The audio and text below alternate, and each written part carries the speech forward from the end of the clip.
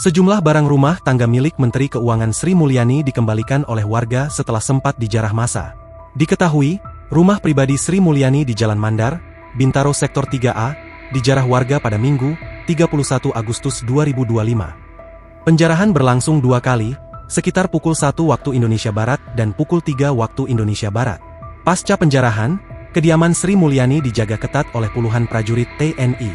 Aksi penjarahan menyebar cepat lewat media sosial, memicu gelombang massa dalam waktu kurang dari 24 jam. Barang-barang yang diambil mencakup elektronik, perabotan, dokumen penting, bahkan mobil mewah. Baru-baru ini, diduga pelaku penjarahan memilih mengembalikan barang yang telah diambil tersebut. Seorang pemuda bernama Geo, 18, bersikap jujur mengembalikan barang milik Sri Mulyani yang sempat diambil saat aksi massa terjadi. Dikembalikannya barang tersebut disaksikan langsung oleh Panit Binmas Polsek Pondok Aren R. Gunawan. Geo mengakui jika barang-barang tersebut diambil ketika aksi massa terjadi, namun barang yang diambilnya itu tergeletak di area lingkungan rumah.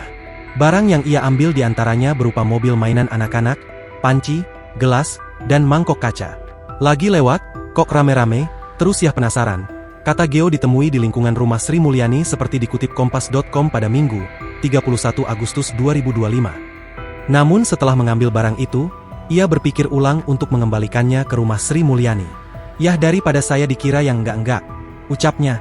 Panit Binmas Polsek Pondok Aren R. Gunawan, yang menerima barang tersebut, mengatakan tindakan pengembalian barang ini diharapkan bisa diikuti warga lainnya. Adapun pengembalian barang itu kemudian ditindaklanjuti dengan Geo dimintai keterangan atau berita acara pemeriksaan di Polsek Pondok Aren, Tangerang Selatan.